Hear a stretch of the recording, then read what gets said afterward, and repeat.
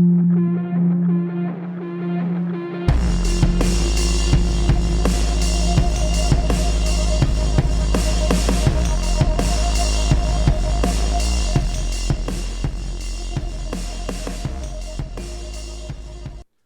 everybody, welcome to another episode of Classes of Mail. My name is Alan Gigax, and we have Joshua Shrum of the Parcels of Knowledge podcast here on the show today. But before we get to him, I want to tell you guys something really cool that I learned that hopefully it's going to excite you. There's no way it'll excite you as much as it did me, but I got to pass it on because it's interesting. So you know how when you're scanning, actually, Josh, let me bring you in on this because you might have something to chime in. So I'll finish your introduction. Joshua Shrum, he's chief steward of the Roseville installation in Roseville, Michigan. It's branch 4374, host of the Parcels of Knowledge podcast, and he's running for vice president of branch 4374. All the cool people are running for vice president. Joshua, welcome to the show. It's good to be here. Yeah, that's awesome, man. I'm glad to have you. So let me tell this thing that I learned, and if you have anything to add to it, by all means. So when you scan your parcels and mark them as delivered, when you select the location, your scanner uses the GPS to check to make sure that that location matches where it thinks you should be delivering it. And oftentimes you'll mark it as like front door, and it'll say you're 872 feet from the right location. Are you sure you want to proceed? Joshua, I presume that's happened to you before? Absolutely. Yeah, of course. Now, if you're like me, which I hope you're not, some of the time it's because you're standing at the wrong street or whatever, and you, oh my gosh, I can't believe I was about to misdeliver this. But other times it's the scanner. The scanner is wrong. And so what I find frequently is it's because the scanner, for whatever reason, thinks that that package goes to the first house on the block. And so I'll give you an example. Yesterday I was delivering the mail. I had a package for 3979 Meadow Glen. And I get to the house, I scan it, and it says that I'm this distance away. And no, the package clearly says 3979. So if I back out and go to load truck, when I scan it as load truck, the address that comes up in the scanner is 3909 Meadow Glen, which is the first house on the block. Very often, that's the problem. So it got me to wondering, you know, with informed delivery, like I got a couple packages recently. I got my CLC polo shirt recently, and I was tracking it, and it tells you, you know, that, hey, you have a package coming today in the informed delivery. And so it got me wondering, does the person at 3909 Meadow Glen, if they have informed delivery, does it tell them they have a package coming today? And it turns out the answer to that is yes, it does. So, pro tip, guys, that person may think they have a package coming today, and then when you're down at 3979 and you scan it as delivered to the front door, they're going to get a message that said it was delivered to their front door, and then they go and open their front door, and guess what? There's no package there. And so, yeah, it's a great system. And so, at Joshua's, I'm sure you know, this is one of the reasons that the scanner alone cannot be used for discipline. Yeah, that's a great example for why the scanner's inaccuracy. Yes. Can't be relied upon for sure. That is exactly right. All right. So Joshua hosts the Parcels of Knowledge podcast. He is known as the Roseville Wrecking Ball. And this is one of those podcasts where I listen to every episode. I love what he's putting out there. I love the knowledge that he brings and his perspective. And so Joshua, let me ask you, before I want to talk to you about your podcast, but we have more important business to get to first, which is you're a steward now, and you're obviously good at it. You're an effective steward. You're doing a good job, but you're ready to make that leap to vice president. So why did you decide that now is the time to run? Well, to be honest, I just feel like I have a lot to offer, and there's a lot of changes that are incorporated under the vice president title that I can make.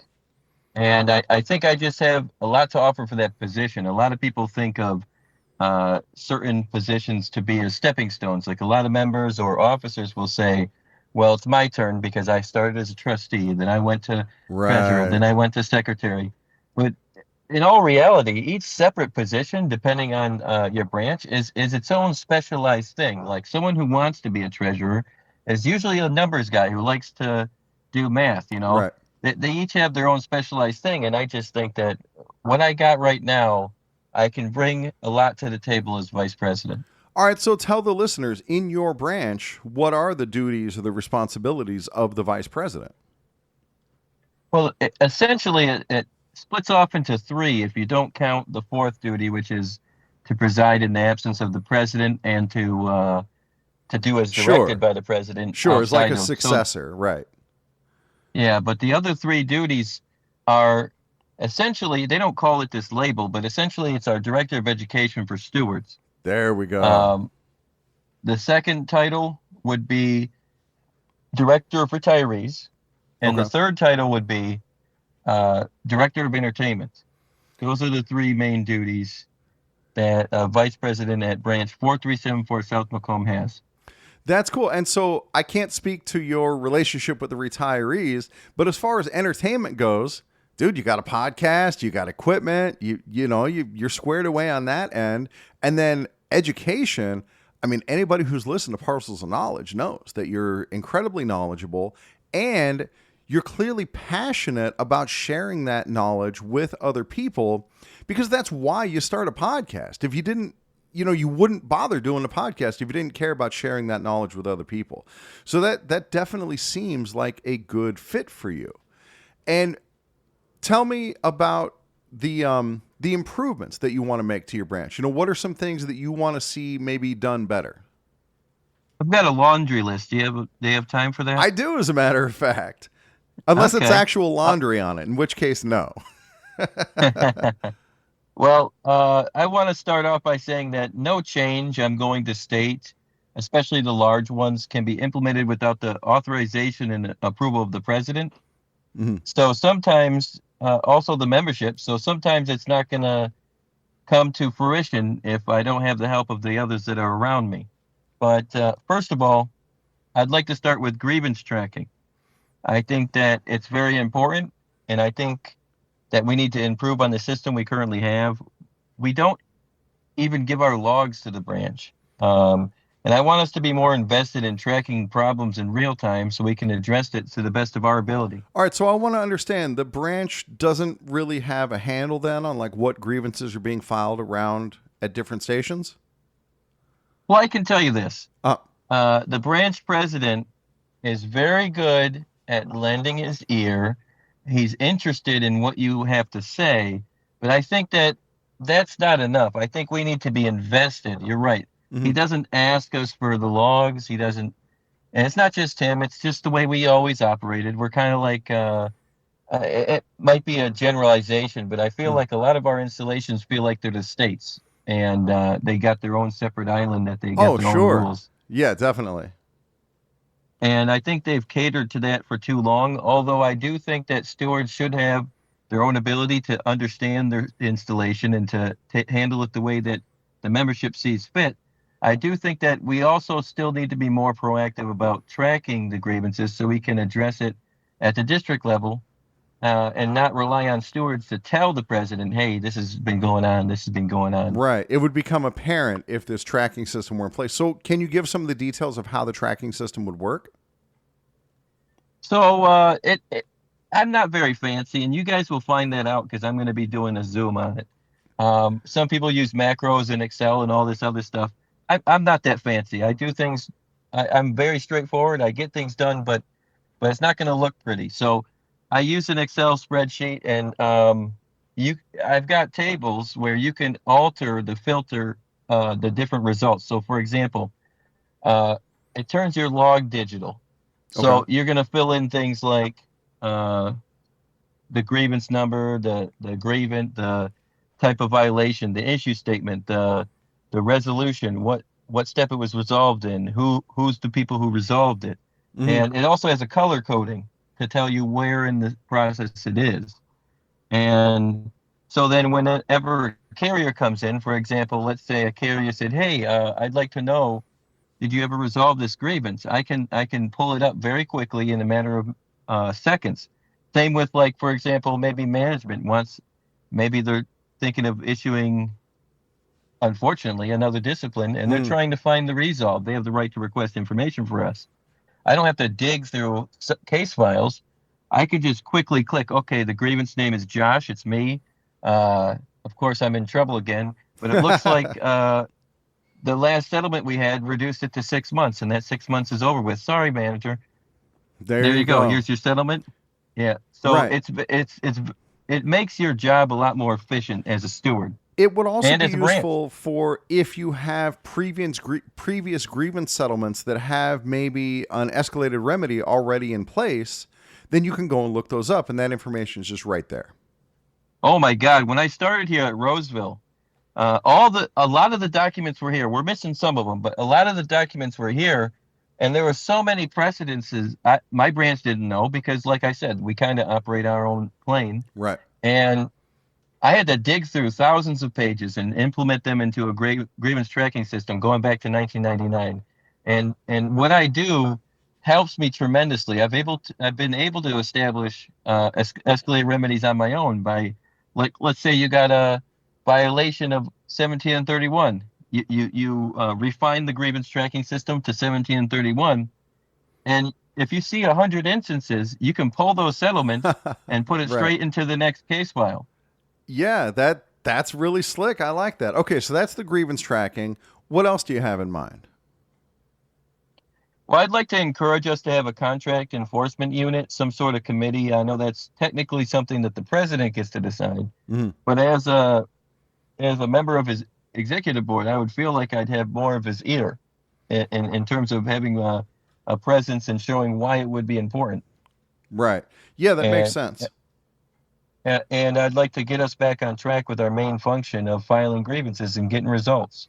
So Uh, to get this stuff done, obviously you would, as you say, need the cooperation of your president. Do you think that you would get that cooperation? Uh, my president is very smart, and he's open to good ideas. So as long as I Okay. bring a good enough case file to him, There you go. and if I offer my own diligence, whether we have the budget or not, I might do it for free. But either way, if I tell him, listen, I'd like this to happen, I think that this is the reason why it would be important. If he understands that it's true, then he would allow it to happen, most likely. Right. Yeah, that's awesome, man. That's cool. So I don't want to rush you on to the next topic. Are there any other ideas that you have or things that you want to see the branch move in a different direction? Yeah, absolutely. I got two more things to bring up, and Yeah. then we Oh can yeah, we move do have a on. laundry list. Right. We're two items into the laundry list so far. So yeah, Yeah. by all means, keep going. So I would like to transform the way steward training looks. Right now, the way I personally feel like it operates is you got to be at the branch at a certain time. It's aside from general membership meeting. Mhm. And some stewards, they're on the ODL. Some stewards might have transportation needs. And sometimes they just don't come because maybe they don't want to. And it makes it so that people it's very difficult to make sure that the information gets to that steward with all these varying levels of possibilities of them not making it in. So I want to transform that, and I want to bring steward training to the stations if possible. I want to work with the postmasters, and instead of having my 1 day office every week in the office, I want to have my 1 day in the field so I can make meetings with these stewards out in the field so I can bring the horse to the water. There you go. And then I can't force them to drink, which is fine, but I'll also just, it'll help with my grievance tracking as well. Because remember how I said earlier, how I said we don't turn in our logs? Right. Well, how about this? When I go visit your station, You'll pick it I'm going to up. ask you, Yeah. exactly. I'm going to ask you, hey, can you give me a copy of your logs? What issues are you dealing with? Would you like any supplies before I get there? You guys need printer ink. You need pens, and like it'll just help everything move on more efficiently. There'll be less bumps in the road, and I think that it's the best way of bringing the horse to the water. It leaves no exceptions in terms of like people Right. making excuses. Yeah, right now there are barriers in place that stop people from getting the knowledge that they really need. And in many cases, to your point, they're practical barriers that a little bit of effort on the side of the teacher can overcome. Plus, you've already got this podcast going. You can require your stewards to listen to the podcast, and that bumps up your download numbers. Exactly. Well, I Yeah. don't know about the downloads, but it makes it a lot more accessible for sure.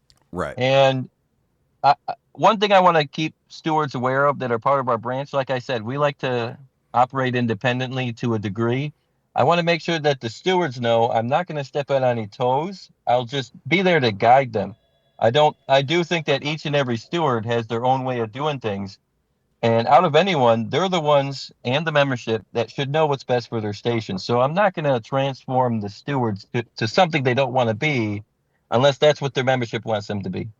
Yeah, I really like that. Again, that empowers people to be more effective at what they're doing and what they're passionate about. And that's something that we obviously need.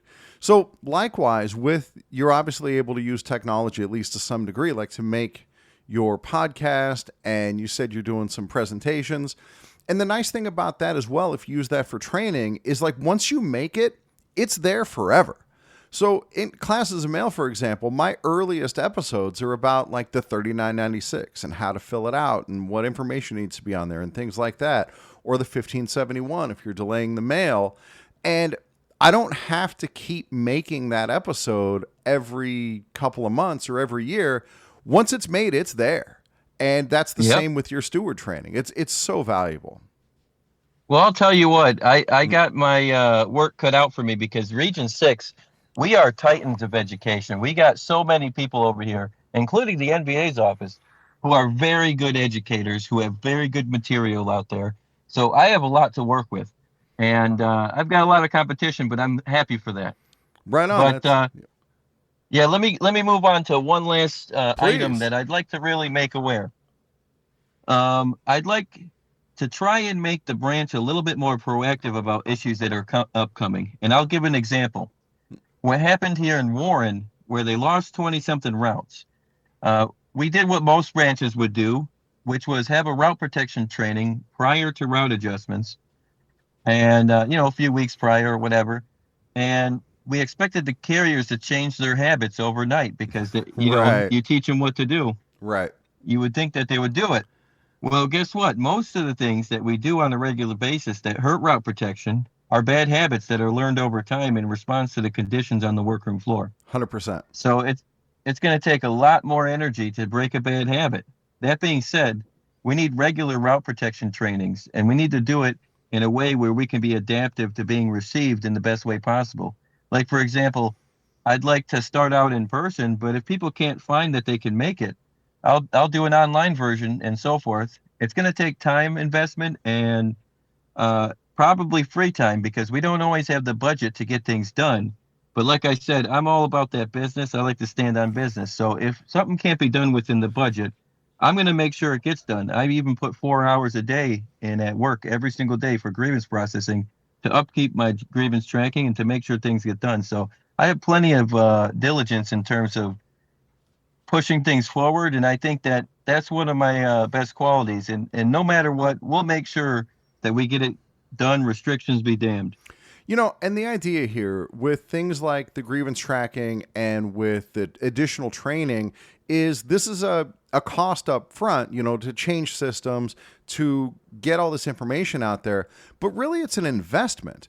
And over time, it's going to make running the branch easier, smoother, and more effective. Oh, my God. Yeah, exactly. You think Absolutely.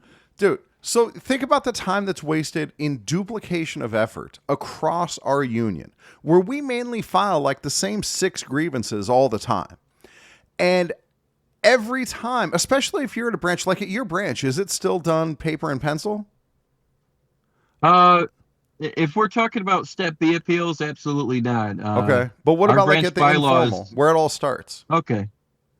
It all depends on your steward. Honestly, the steward before me, he would do it by pencil. Right. I'm entirely, I make my contentions, which are actually, like you're probably about to mention, they're actually just templates that I adjust based on the facts that are present. And like you were saying, it's like a fucking, what's it called? Conveyor belt, like a... Right. Yeah, exactly. Like it pumps out grievances like a factory. Yeah. That's an assembly line. That's what we're thinking of. Yeah, assembly Yeah. line. That's what it is. Right. Yeah, we're currently at 416 for the year. Wow. That's a lot. And what is the most common grievance where you are? It's probably improper mandation, Article Yeah. 8.5D, and also non-compliance. We have an escalated remedy with non-compliance, so we've been having a lot of those. They have to pay within 30 days, or else, if it's outside of the 30 days, they have to pay an additional remedy, and we've been getting that a lot. What is the additional remedy? Unfortunately, we're only at 25, but we're almost at the point of another escalation. So, Right. And it's 25 to the grievant or 25 to the correct. Roseville wrecking ball? Okay. Well, the wrecking ball don't get nothing. There you go. Yeah, it's all going to the grievant. We do have two escalated remedies where Okay. we wanted to assign it to a Roseville fund, Okay. which I wanted the branch to be responsible for that. And they told us, no, you're not allowed to even do it. So instead, we came up with a good idea to make it almost the same thing for the membership. Instead of paying me, because there's no grievant in those two types of Right. escalations, we are paying the entire installation on a rotating basis. So next time it happens, down to the next seniority. Next time it happens. Wow. That's interesting. Yeah, that's kind of a cool way to handle it.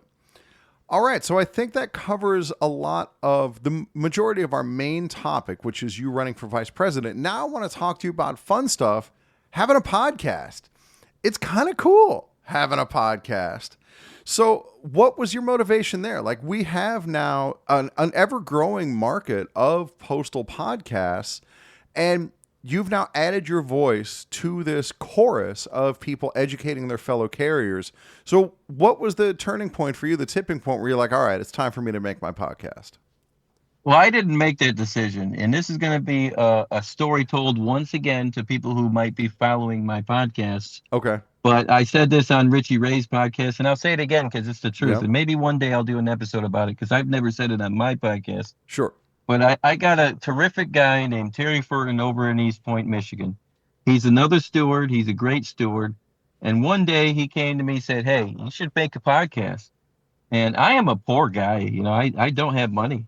Sure. I said, listen, Terry, they'll be fine, Terry, but I don't have the money to even buy a microphone. Right. And he said, oh, I'll get you one then because you need to make a podcast.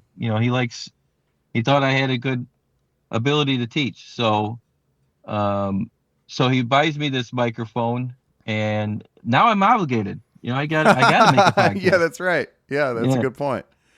So I started off, you know, I have this thing where I like to have a support network where I like to communicate very often with other stewards around whatever amount of stewards I can communicate with. I want to talk to them because they could have better ways to do the same things. So I've always been really into being curious about the way other people do things and trying to tell them how I do it so that they can get the same benefit. So I've always had a knack for something similar to education. So it just stuck with me. And I thought, if anybody listens to this would be great. And it kind of kicked off. And thanks to podcasters like you guys who are very supportive. Yes. I got so much support by not only carriers, but also podcasters who were willing to let their own viewership go down, possibly, to let this other guy have some listens. And it's just a great place to be. I think that it's interesting that other people want to hear what I got to say. But that's what got me started. That's cool. And so when people tune in to your podcast, you know, hopefully you get more new listeners from this. Some of my listeners are going to head your way, Parcels of Knowledge. What kind of content can they expect to hear?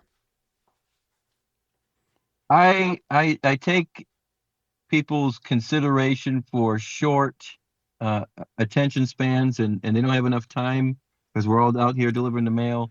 So wait, you don't do the 2.5 hour podcast like Corey Walton or the 5 hour podcast like Ron Speakman? No. Okay. No, me and you are stuck in a duel for the quickest podcast right. this side of the Mississippi. Yeah. Good stuff. Well, you're I think in we're Michigan. actually on different sides of the. Yeah, we're on different. Yeah, you. Yeah, you get your side, I get mine. All right, that's fair. And never the twain shall meet. All right, that works for me.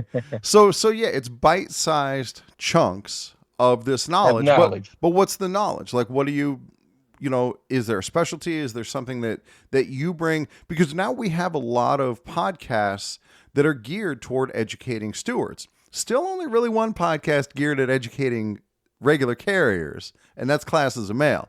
But you have this for educating stewards. So what are people going to get from you? Well, I do both. I do both, but I do have Yeah, we all kind of do. I do kind of have a focus on stewards because even though I intend to educate both stewards and carriers, I do often reference things like issue statements and blah blah blah to help stewards along. So it does look focused on stewards, but everybody's welcome. Mine is it's knowledge, just like yours. Not maybe not as good quality, but pretty much up there. And it's essentially teaching carriers their rights based on what I've experienced as a steward. I've had 1,250 grievances since I've been steward here in 2023, and I've had over $125,000 in settlement awards. That's And impressive. altogether, oh yeah, yeah, altogether, it's just made me particularly good at the things that I've done repetitively. And that's all I really speak about is the things that I know. On the things that are a little bit harder, because I haven't done them so much, I, sometimes if I speak about them, it's just because I've gotten some insight for those who have done it plenty of times. But I mostly try to stick about things I know, contract knowledge, teaching carriers their rights, and teaching stewards how to file effectively. That's awesome, man. And you're doing a very good job at it. Like I said, I listen to every episode. I am subscribed. Make sure you guys hit that subscribe button on wherever you get your podcast. And so the last thing is, what's the feedback been like? Like when I started Classes of Mail, 3 episodes in, I got fired from the Carrier Academy. And they said, Oh, wow. your podcast violates the USPS social media policy, which wound up not being true. So, Well, so hopefully yours has been a little smoother. mine has been about as smooth as possible.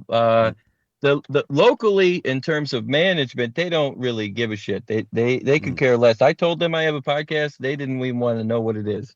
They don't care. Right Which on. is funny because they can easily listen to it and try and get me in trouble. Maybe I don't know.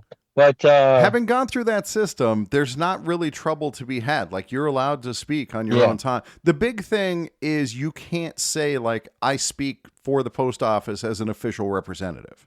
of course. Yeah, I know Right. it would be stupid, but they do a lot of stupid things. I They keep getting a do. lot of Y- yeah. Yeah. So but the other thing is the other side of it, carriers, local carriers and distant carriers. So there's two different distinct things. Locally, the few people, maybe three people who actually listen have been very receptive. Uh-huh. For as for the branch, it's crickets for most of them, but they are supportive. They're not putting me down. They're not they're like, yeah, that's great, that's cool, very good, but I haven't listened to a single episode. Some of them will say, Sure. but and then as for distance, I've had so many carriers across the country, especially since I was so dumb I put my phone number on there. By the way, 586-209-1902. All right. Now I you told listeners have people, somebody to yeah, call besides Michael for your yeah. questions. Yeah.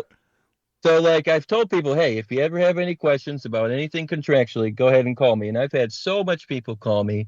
I've gotten Puerto Rico call me today, Wow. and that's what I'm looking for. I'm looking for that connection of a support network, whether it's across the country or not. I don't care, but I think that's a great thing for stewards to have, and I'd love to be there for other stewards just the same way as other stewards are there for me. Right. Yeah, that's awesome, man. And that's, all of these podcasts are a response to a need that's not being filled by our union's existing infrastructure. And so credit to you for trying to fulfill that need, for doing a good job of fulfilling that need, and then taking the extra step of putting yourself out there, uh, offering out your phone number. Because man, those people who call you, the people who call Michael, likewise, they need that help, and it's such a credit to you that you're offering that help, man. Great job, Joshua. I don't really see it that way. I really do appreciate that, but I think it works both ways. I think that any type of support that I'm giving, the people are likely to give me the same respect back. So it's more about, I don't like to give myself too much credit. I like to think of it uh, as just a support network. I think that the same people will do the same for me and others around the country. Yeah, I yeah. appreciate it though. I mean, that's definitely fair to say. You know, that certainly I've gotten this incredible outpouring of support, and that's the case throughout the podcast community. And I have not noticed competitiveness among podcasters, right? At least for now. Well, partly probably because none of us are getting paid. so, Well, I did start monetization, but so far I've made like 68 cents. man, you can't even get a So, donut for that. Maybe get a yeah. donut hole. Yeah. All But right. hey, we all know what would happen if we did have a competition. The millionaire podcaster over there, Oh, yeah. Yeah. yeah, There's 8 he would. arbitration, and then there's all the rest of us. No, I'm talking about you. Who wants to be a Oh, millionaire, Mister? oh yeah, right. Yeah, Yeah, I gotcha. yeah, top class, top class. That's a, 8 arbitration and classes of mail, right on par with each dude. other, right there. There you go. If you came in and looked at my kitchen, you'd think I was real classy. but yeah. So all right. So Joshua, thank you very much for coming on. It has been great to have you. And as a reminder to everybody, Joshua is in branch 4374. He's out of Roseville, Michigan, the host of the Parcels of Knowledge podcast, which is available everywhere you get your podcast. And he is running for vice president of his branch.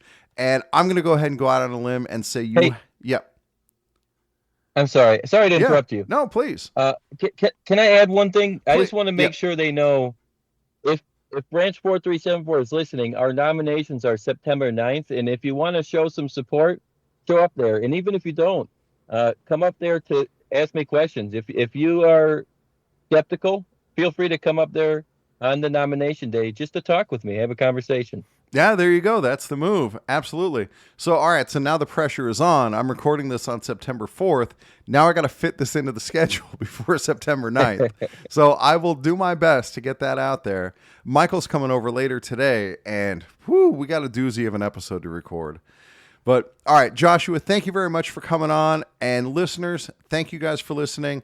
I really appreciate you guys tuning in, following along, and all the support you give. Make sure you give that some of that support to Joshua as well. Thank you guys for listening, and I will catch you all next time.